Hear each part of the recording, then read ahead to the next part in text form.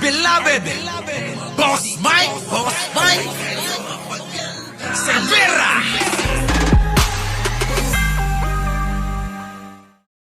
Proper trial ang impeachment case with VP. Eto mga kababayan, nako. Kita nyo mga kababayan, umurong na ho. Nako, ewan ko ba? Ewan ko anong takot ng mga tao kay Sara Duterte, no? Siguro mamamatay tao talaga. Bakit? Kasi mga kababayan, umurong yung isang testigo. Oo, umurong. Bakit kaya umurong, mga kababayan? Alamin nga natin ito. Bakit umurong? Eto na. Pasok! Wala pa sa proper trial ang impeachment case with VP Sara pero tila malalagasan na ng testigo ang prosecution team. Ang court sheriff kasi na sinapak ng bise ayaw tumestigo. Yan. Paano ngayon ito, mga kababayan? Ayaw na daw tumestigo nung pong inaasahang magiging witness sana yung pong sheriff na pinagsusuntok ni Sara. Ang umurong, yun na nga. Umurong ang betlog. Ayaw na daw kasi ayaw niya daw madamay. Siguro baka binantaan nga. Or nabusalan ng pera. Sabi ni Maring Joji. 'Di ba? Joji Kidulit. Di, ano ka pa? Kaya pa kasi bigyan niyo ako ng mabebengbang ngayon. Ayaw masapak ulit, sabi ni Ron Reyes. Binantaan. Binayaran na. Alaka. Mga kababayan, sige tuloy. Bakit kaya, Umurong daw eh. Umurong. Ubos kasi pamilya niya pag tumistigo. Halaka. Siyempre, tinakot na yan. Nako. Sige tuloy. Wala pa sa proper trial ang impeachment case with VP Sara pero tila malalagasan na ng testigo ang prosecution team. Ang court sheriff kasi na sinapak ng bise ayaw tumestigo. Yan ang Agenda Weekend report ni Isaiah Mirafuentes ng Abante. Kita nyo yung balita, Yung sinapak ng vice-presidente kasi ayaw tumistigo.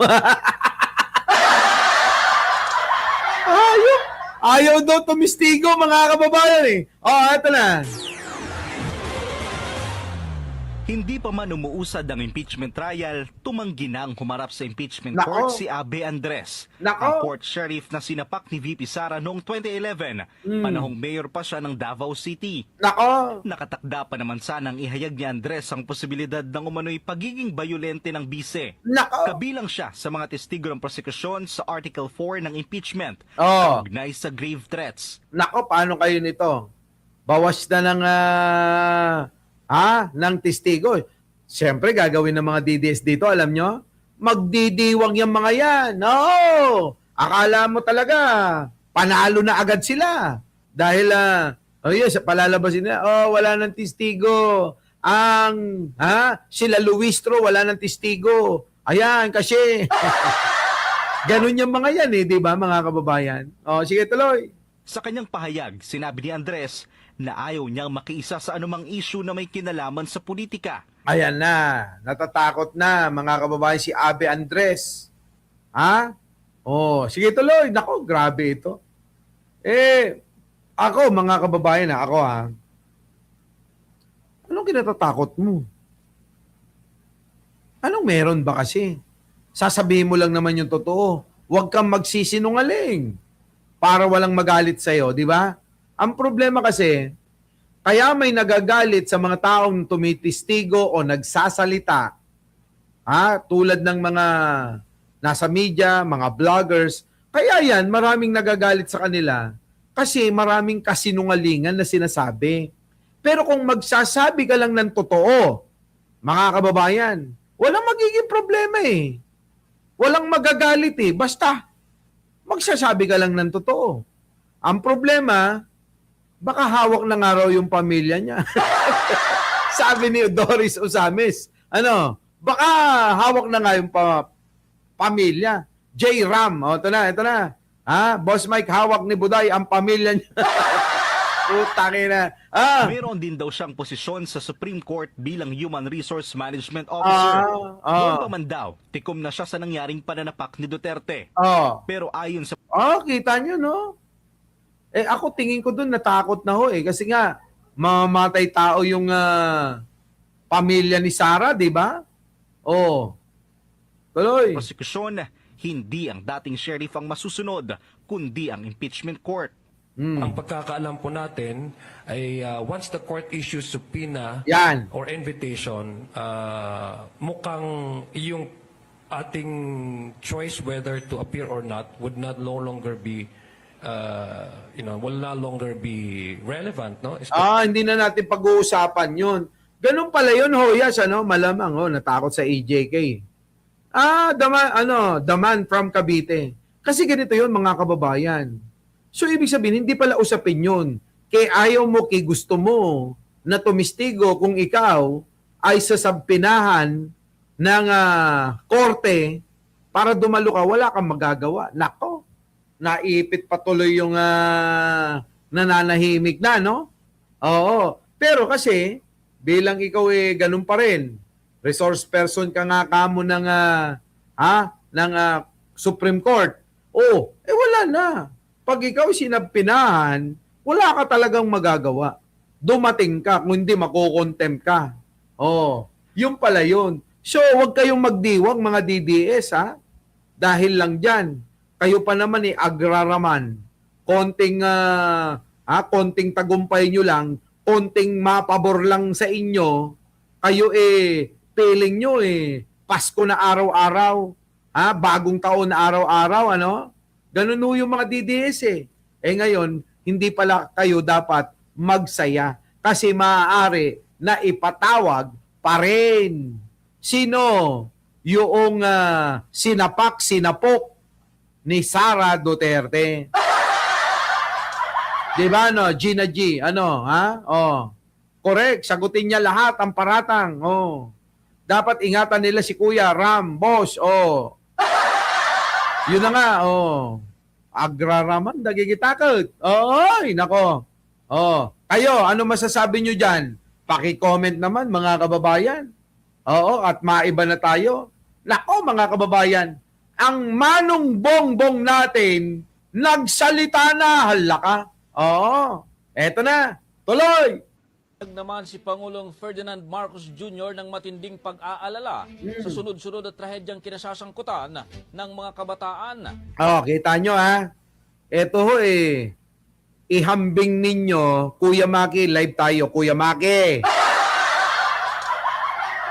Di ba, Fred Summers, ano yan? Baka pwedeng bigyan ng protective custody yung witness. Yun na nga, syempre gagawin yun. Eto yon mga kababayan. Ako, mga kababayan, haihambing ninyo yung kung paano magsalita si Sara, paano mga twiran, paano yung mga mabibigat na salita, abiti Ilocos, abiti Ilocos, si Sara Duterte kay Pangulong Bongbong Marcos. Patungkol dito sa napakalaking issue, naging viral, mga kababayan, naging pandaigdigang balita, itong patay ng 3 estudyante at pagkakabaril-baril ng mga minor de edad din na mga estudyante.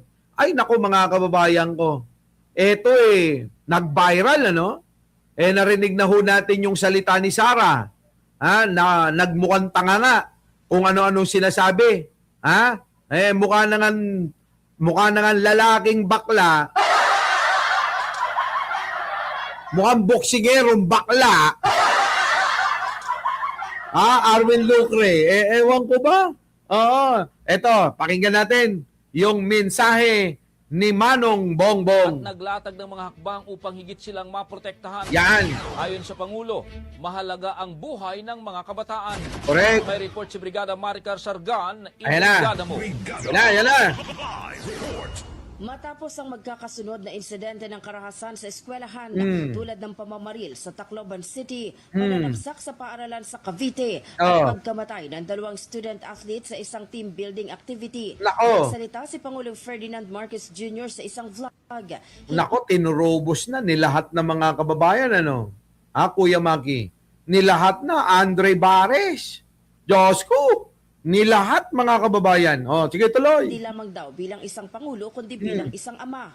Ayon sa Pangulo, ipinapakita ng mga insidenteng ito ang pangangailangang higit pang paigtingin ang mga hakbang upang maprotektahan ang mga kabataan. Yan. Nakakadurog talaga ng puso. Kita Magkaiba nyo? man ang mga pangyayaring ito, iisa ang mensaheng ipinapakita nila. Kita nyo, baka akala nyo, binabaliwala ni Pangulong Bongbong ito hong mga nangyayari sa mga estudyante.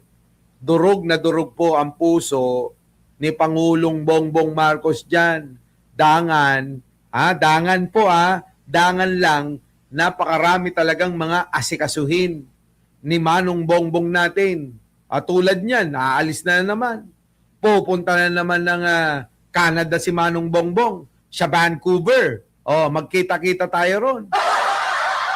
Di ba? Nako, mga kababayan ko, kung alam nyo lang ang trabaho ng presidente, wala hong kahinto-hinto.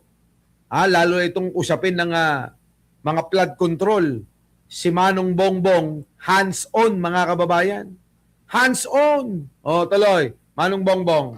Kailangan maprotektahan ang ating mga kabataan. Yan. Maprotektahan laban sa karahasan. Maprotektahan laban sa kapabayaan. Maprotektahan laban sa panganib. At maprotektahan laban sa mga tahimik at pinagdaraanan at pasaning dinadala ng marami sa kanila. Dahil dito Yan. inatasan ng Pangulo ang Department of Education, Ah. Philippine National Police, Department of Health at mga lokal na pamahalaan na higit pang paigtingin ang mga hakbang para sa kaligtasan ng mga mag-aaral. Yan. Kasabay nito binigyang diin niyang hindi sapat ang pagkilos ng pamahalaan lamang. Oo. Kaya kailangan maging katuwang ang mga magulang, guro Yan. at mga paaralan. Yan ang sinasabi ko, di ba?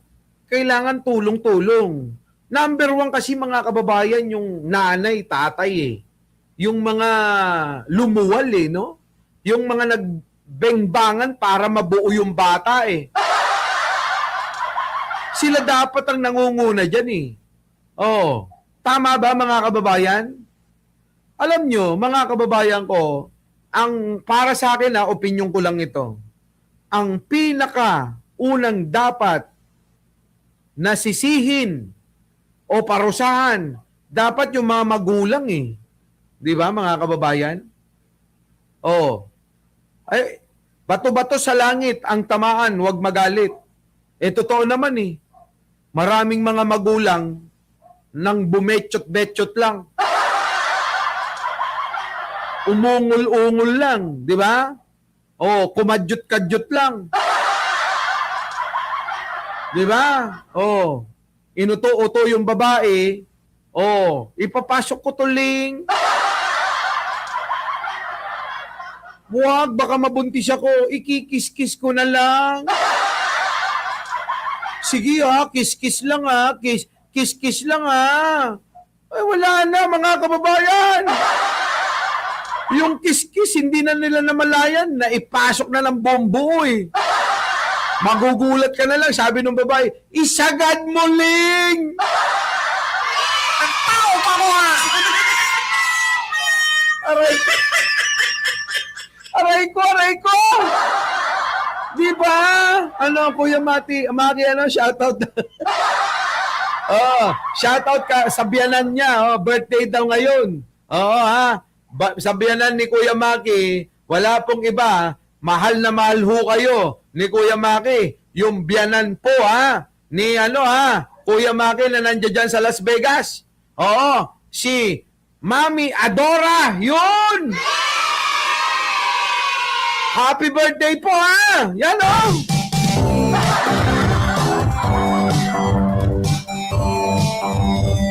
Diba?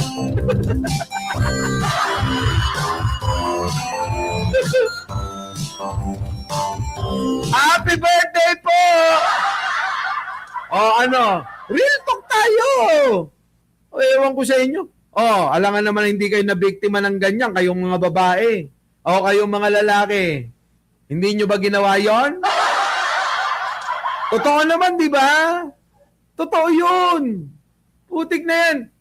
Tapos, nasarapan kayo, nasiyahan kayo, nag-ulit-ulit pa kayo, hanggang hindi kayo nagkutel-kutel.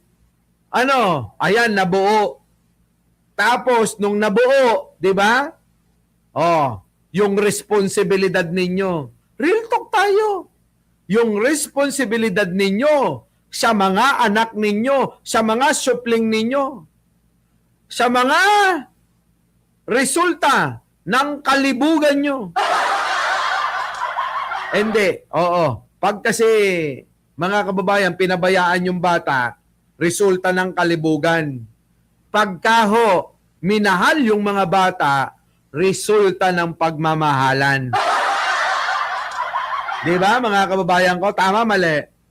Oh, ay kawawa yung bata. Anong gagawin nila? Pinagpasapasahan yung bata. Doon ka muna lang kay lola mo. O doon ka na lang muna sa kabila, sa lolo mo. Kawawa yung bata eh. Di ba, Lisa Villa? Oh, real talk. Ngayon, yung bata nagtatanim ng sama ng loob yan, baka akala ninyo. Yung bang trauma, yung bang pinagkait nyo, na maranasan niya na magkaroon ng buong pamilya. Ano mangyayari doon? Di ba, Teresita Tan? Hindi niya mararanasan yun. Yung buong pamilya na may matatawag na tunay na nanay, tunay na tatay, na pinapasyal nyo sila, kahit makukulit sila, pinapasyal nyo sa luneta, sa mga parke, kahit man lang dyan sa tabing ilog.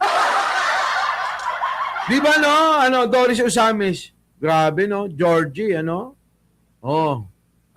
Pakinggan nga natin yung buong nakakabwisit eh. Pakinggan nga natin mga kababayan yung buong buong mensahe ni Pangulo. Makinig Makinig kayo. Ayan Hindi lamang bilang Pangulo ang aking pananalita, kundi bilang isang ama, bilang kapwa Pilipino, at bilang isang taong lubos na nag-aalala sa kaligtasan ng ating mga anak.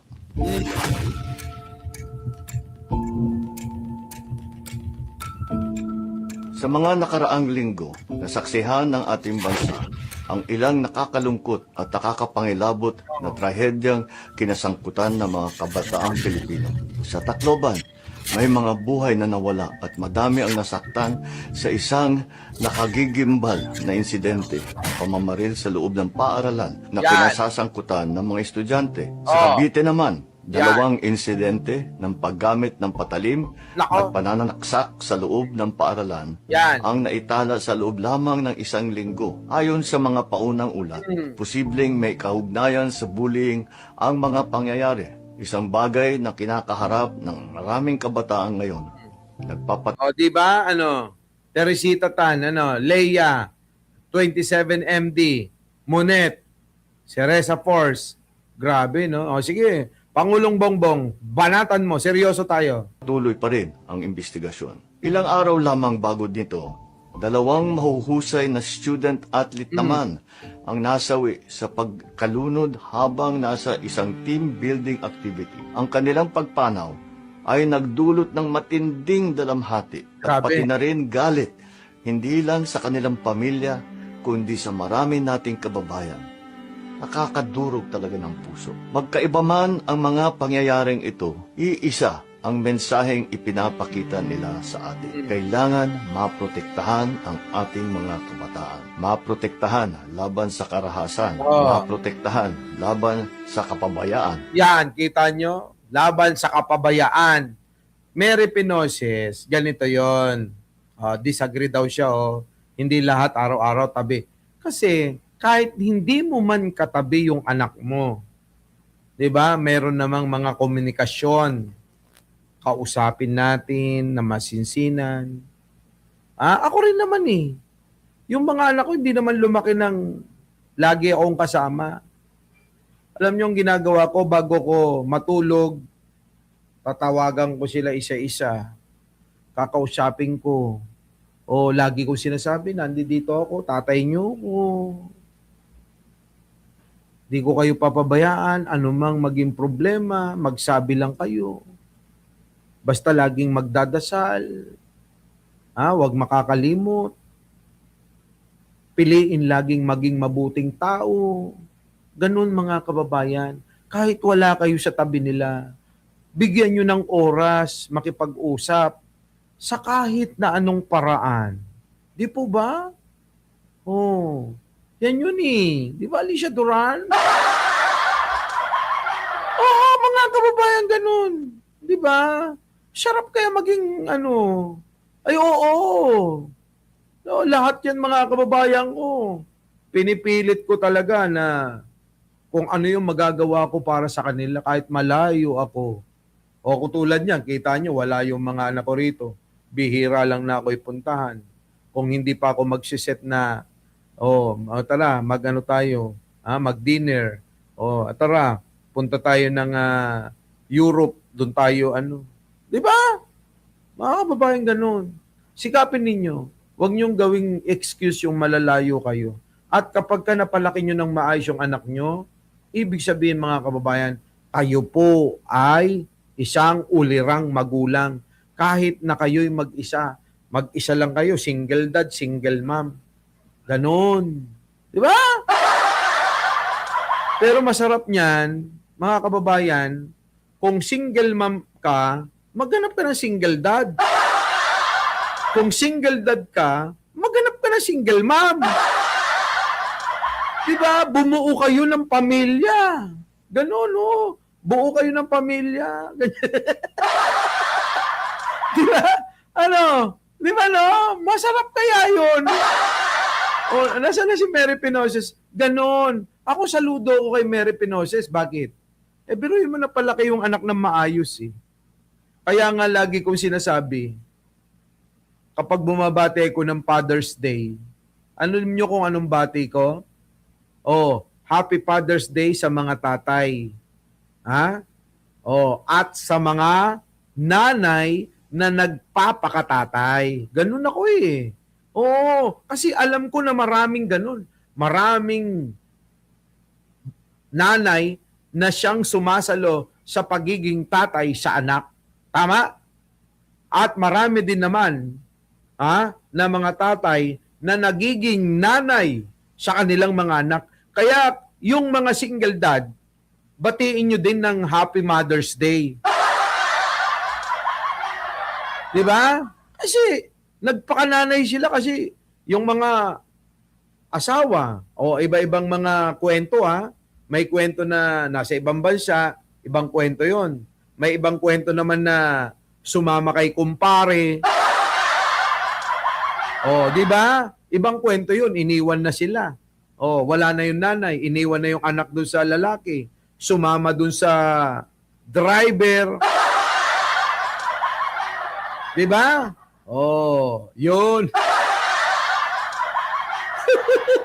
Di ba, no? Mga kababayan, ayan, si Maring John. Wag mag-anak para walang problema. Hindi. Masaya may anak. Catherine Galpong, magpaanak ka na. Maniwala ka sa akin. Di baling walang asawa. Masaya ang may anak. Nako. Di ba? Sumakabilang bakod ang asawa. Ang mahirap niyan eh. Kabibisita ng best friend ninyo. Ayun. Tinamaan ng lintik yung best friend ninyo tsaka yung asawa ninyo ang nagsama. Kaya mahirap mga kababayan yung nagpapatuloy ka ng kaibigan sa bahay. Nako, mahirap yan. Mahirap. Kailangan mga kababayan, bahala ka sa buhay mo. Di ba no? Lovers mo na no? Max Drive. Ako walang asawa pero 2 anak ko. Di ba? Okay yan. Solid ang may anak, mga kababayan.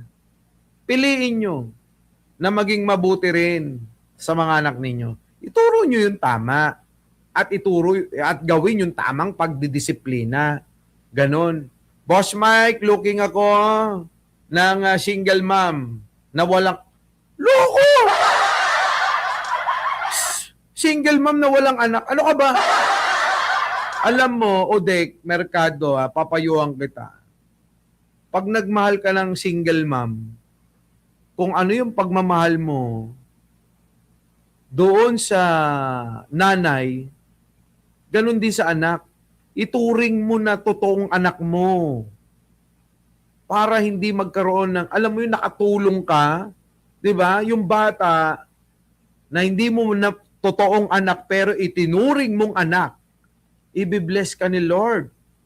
Totoo yan, mga kababayan. Ha? Yung bata, walang kinalaman kasi yan eh.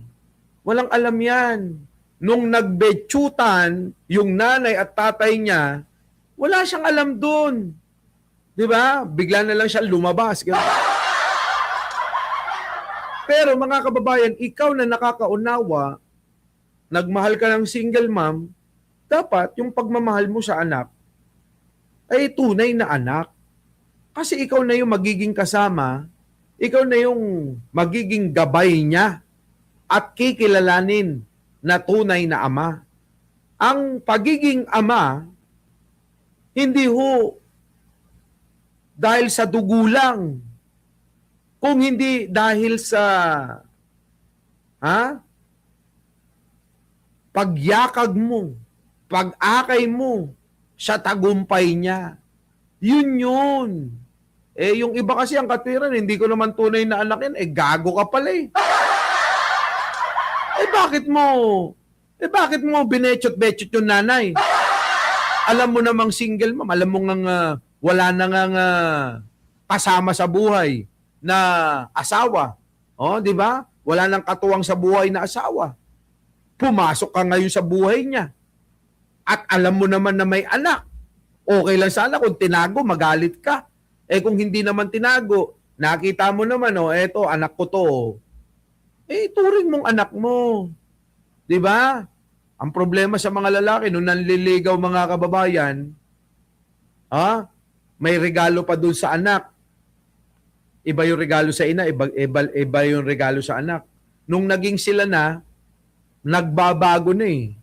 Yung nanay na lang ang inaasikaso. Kasi dun nasasarapan eh.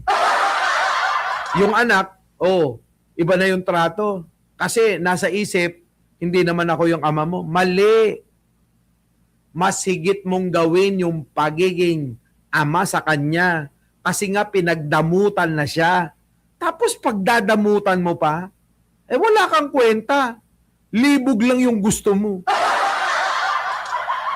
Di ba mga kababayan ko? Manong, ikaw na nga. Maprotektahan laban sa panganib at maprotektahan laban sa mga tahimik at pinagdaraanan at pasaning dinadala ng marami sa kanila.